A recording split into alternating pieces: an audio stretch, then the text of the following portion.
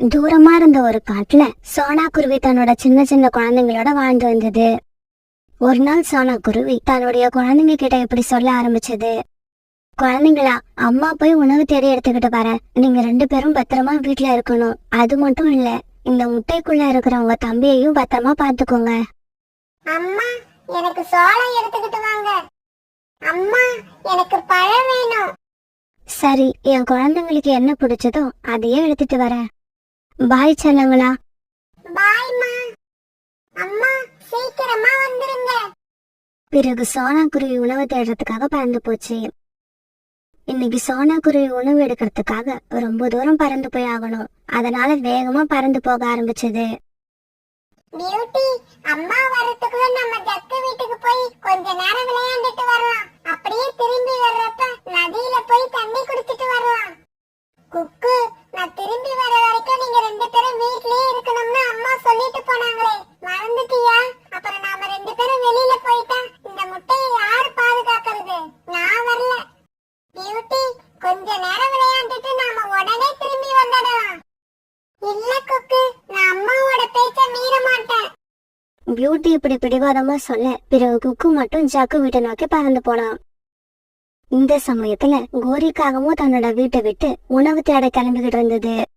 Jug, நான் வர வரைக்கும் இந்த முட்டைய பத்திரமா பாத்துக்க. வீட்டை விட்டுட்டு எதுக்காகவும் வெளியே போக கூடாது. அம்மா, நீங்க கவலைப்படாம போயிட்டு வாங்க. நான் வீட்டுல தான் இருப்பேன். தம்பி இருக்கிற இந்த முட்டைய பத்திரமா பாத்துக்கிறேன். ஜக்கு இப்படி பதில் சொல்ல பிறகு கோரிக்காக வீட்டை விட்டு உணவு தேட வெளியில பறந்து போச்சு. தன்னோட வீட்டை விட்டு கிளம்புன குக்கு இப்ப ஜக்கு வீட்டுக்கு வந்து சேர்ந்துட்டான். குக்கு, நீ எப்படி வந்த? உங்க அம்மா வீட்டுல தான் இருக்காங்களா? இல்ல ஜக்கு, எங்க அம்மா உணவு தேட போயிருக்காங்க. வீட்ல தான் இருக்க சொன்னாங்க. இருந்தாலும் நான் உன் கூட விளையாடலான்னு தான் இங்க வந்தேன். ஜக்கு, வா நம்ம 2 பேரும் விளையாடுவோம். நீ இங்க வந்தது ரொம்ப நல்லதா போச்சு. எனக்கும் போர் அடிக்காம இருக்கும். நாம 2 பேரும் பால் விளையாடுவோம். இப்படி பேசிக்கிட்ட இவங்க பிறகு பால் விளையாட ஆரம்பிச்சாங்க. ஜக்கு குக்கு கிட்ட பால உதைச்சதால குக்கு ஜக்கு கிட்ட உதைச்சு தள்ள ஆரம்பிச்சான். 2 பேருமே ரொம்ப ஜாலியா விளையாண்டுகிட்டு இருந்தாங்க. இப்படி இவங்க சந்தோஷமா விளையாண்டுட்டு இருக்க இப்ப ஜக்கு உதைச்ச பந்து குக்கு கிட்ட போகாம நேரா போய் முட்டையில பட்டு முட்டை உடைஞ்சிருச்சு. முட்டை உடைஞ்சு போயிடுச்சு. என் தம்பி இனிமே முட்டையில இருந்து வரமாட்டான். அம்மா வந்து கேட்டா நான் என்ன பதில் சொல்லுவேன்? குக்கு, நீ இப்படி செஞ்சிருக்க கூடாது. நீதான் என் தம்பி இருந்த முட்டைய உடைச்சிட்ட. இல்ல ஜக்கு, நான் உடைக்கல. நீ போய் சொல்ற. நீ அடிச்ச பந்து தான் முட்டையில பட்டு முட்டை உடைஞ்சு போச்சு. இல்ல, நீதான் போய் சொல்ற. உன்னாலதான் இந்த முட்டை உடைஞ்சு போச்சு. இந்த முட்டைய உடைக்கிறதுக்குன்னே நீ இங்க வந்திருக்க. அம்மா வரட்டும், நான் உன்னை மாட்டி விடுறேன் பாரு. இதுக்கப்புறமும் நீ இங்க இருக்காத. போ, உங்க வீட்டுக்கு போயிடு. ஜக்கு இப்படி அழுதுகிட்டே சொல்ல என்ன செய்யறதுன்னு தெரியாத குக்கு தன்னோட வீட்டுக்கு பறந்து போனான். வீட்டுக்கு பறந்து போய்கிட்டு இருந்த குக்குவுக்கு முட்டை உடைஞ்ச விஷயம் ரொம்ப பெரிய விஷயமா மாற போகுதுங்கிறது தெரியல. வீட்டுக்கு போன குக்கு பியூட்டி கிட்ட எதுவும் பேசாம மௌனமா உட்கார்ந்திருந்தான். ஜக்கு வீட்டுல முட்டை உடைஞ்சதால அவன் ரொம்ப பயந்து போயிருந்தான். என்ன குக்கு, விளையாட போறேன்னு சொல்லிட்டு போன? ஏன் இவ்வளவு சீக்கிரம் திரும்பி வந்துட்ட? ஜக்கு உன் கூட விளையாடலையா?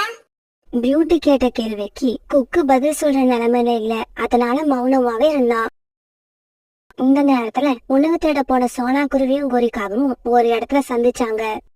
என்ன சோனா, உன்னை இப்பெல்லாம் வெளியில பார்க்கவே முடியறது இல்ல.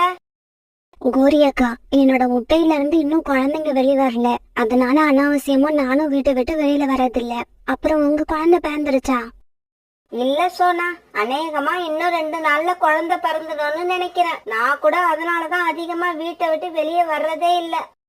கோரி அக்கா, உங்க முட்டை கொஞ்சம் சின்னதா இருக்குன்னு ஏற்கனவே சொல்லி இருந்தீங்க. டாக்டர் கிட்ட எடுத்துட்டு போய் காமிச்சிங்களா? எடுத்துக்கிட்டு போன சோனா, டாக்டர் எந்த பிரச்சனையும் இல்லைன்னு சொல்லிட்டாங்க. பேபி நல்ல ஆரோக்கியமா இருக்குன்னு சொன்னாங்க. ஆமா, ஒவ்வொரு முட்டைகளும் அப்படிதான் சின்னதா இருக்கும். ஆனா அதனால அதுக்குள்ள உள்ள குழந்தைங்களுக்கு எந்த விதமான பிரச்சனையும் உண்டாவதில்ல.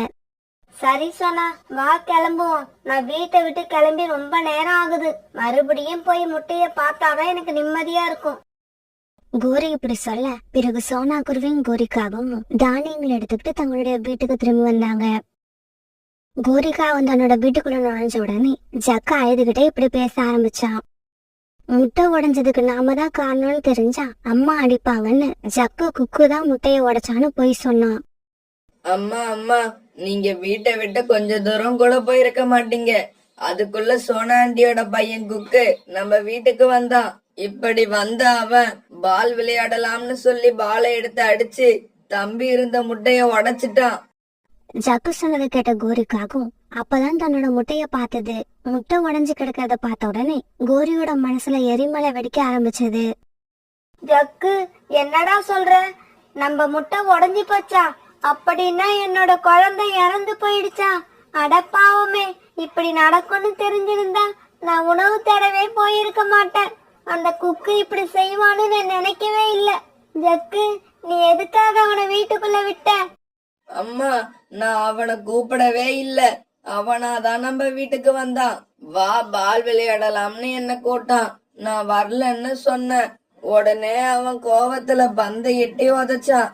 அந்த பந்து பட்டு முட்டை உடைஞ்சிடுச்சு. என்னோட தம்பியும் இறந்து போயிட்டான். என்னோட முட்டைய கொக்கு உடைச்சிட்டான். அவன் வீட்டுல உள்ள முட்டைய மட்டும் நான் அப்படியே விட்டுடுவேன்னு நினைக்கிறியா? விட மாட்டேன். அந்த முட்டைய நானும் உடைப்பேன். ஜக்கு, இப்ப என் கூட கிளம்பு. ரெண்டுல ஒண்ணு பாத்துட்டு வருவோம். இப்படி சொன்ன கோரிக்காகும் குக்குவை கூப்பிட்டுக்கிட்டு சோனா குருவி வீட்டு நோக்கி பறந்து போச்சு. உணவு தேட போன சோனா குருவி இப்பதான் தன்னோட வீட்டுக்கு வந்து சேர்ந்தது. குக்கு, நீ கேட்ட மாதிரியே இனிப்பான பழங்கள் கொண்டு வந்திருக்க, இத சாப்பிடு. இல்லம்மா, வேண்டாம், எனக்கு பசிக்கல. அம்மா, குக்குவுக்கு என்ன ஆச்சுன்னே தெரியல. உம்முன்னு இருக்கான், எதுவும் பேச மாட்டேங்கிறான். குக்கு, என்னாச்சு உனக்கு? ஏன் இப்படி இருக்க? என்ன விஷயம்னு அம்மா கிட்ட சொல்லு. இவங்க இப்படி பேசிக்கிட்டு இருக்கப்ப வாசல் கதவையால தட்டை சத்தம் கேட்டது. சோனா குருவி வந்திருக்கிறது யாருன்னு பாக்குறதுக்காக வெளியில போச்சு. கோரி அக்கா, நீங்களா? என்ன விஷயம்? குக்கு எங்க இருக்கான்? வீட்டுக்குள்ளதானே இருக்கான். இப்படி கேட்ட கோரிக்காகும் ஜக்குவை அழைச்சுக்கிட்டு வீட்டுக்குள்ள போச்சு. கோரிக்காகத்தையும் ஜக்குவையும் பார்த்த குக்கு பயத்துல அழ ஆரம்பிச்சான். அம்மா, நான் எந்த தப்பும் பண்ணல, என்ன நம்புங்க. கோரி அக்கா, என்ன நடந்ததுன்னு சொல்லுங்க, எனக்கு எதுவுமே புரியல. ஜக்கு, நான் வீட்டுல இல்லாதப்ப என்ன நடந்துச்சுன்னு நீயே சொல்லு. சோனா ஆண்டி, வீட்டுல அம்மா இல்லாதப்ப குக்கு வந்து பந்து விளையாண்டி எங்க வீட்டுல இருந்த முட்டைய உடைச்சிட்டான். ஜக்கு சொன்னதை கேட்ட உடனே சோனா குருவிக்கு இதயமே நின்னு போன மாதிரி ஆயிடுச்சு. குக்கு, என்னடா இதெல்லாம்? ஜக்கு என்ன சொல்றா? நான் வெளியில போனதுக்கு அப்புறம் நீ ஜக்கு வீட்டுக்கு போனியா? பியூட்டி, என்ன நடந்ததுன்னு நீயாவது சொல்லு.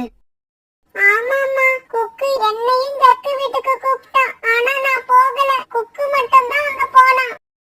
அம்மா, ஜக்கு வீட்டுக்கு நான் போனது உண்மைதான். ஆனா அந்த முட்டைய நான் உடைக்கல.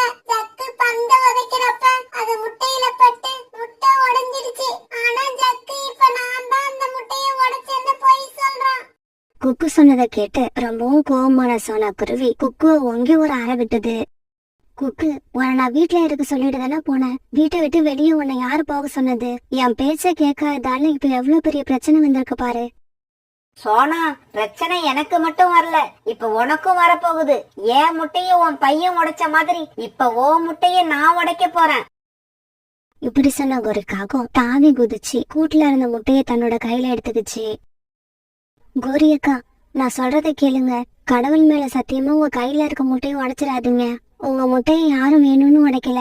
அத குக்கு உடைச்சிருந்தாலும் சரி, ஜக்கு உடைச்சிருந்தாலும் சரி, தற்செயலாதான் உடைஞ்சிருக்கணும். தயவு செய்து என் முட்டைய கூட்டுல வச்சிருங்க.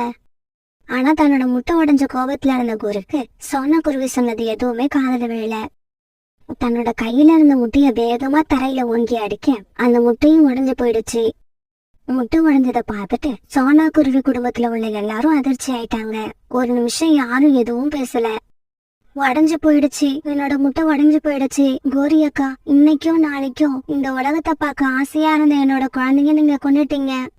சோனா, நான் இப்ப செஞ்சது சரியான செயல். இதுல எந்த தப்பும் கிடையாது. ஜக்கு, வாடா வீட்டுக்கு போவோம். இப்படி சொன்ன கோரிக்காகும் ஜக்கு அழைச்சுக்கிட்டு வீட்டை விட்டு பறந்து போயிடுச்சு. சோனா குருவி வீட்டுல எல்லாருமே அழுதுகிட்டு இருந்தாங்க. சோனா குருவி எடுத்துட்டு வந்த எல்லா உணவும் அப்படியே இருந்தது. அதை யாருமே கண்டுக்கல. ஏன்னா எல்லாரும் மனசும் ரொம்ப சோகத்துல இருந்தது. குக்கு, நீ செஞ்ச ஒரு சின்ன தப்பால எவ்வளவு பெரிய கஷ்டம் வந்திருக்கு. உங்களோட தம்பி இந்த உலகத்தை பார்க்காமலேயே செத்து போயிட்டான். கோரி அக்கா செஞ்ச தவிர என்னால மன்னிக்கவே முடியாது. அம்மா, நான் இப்பவும் சொல்றேன், என் மேல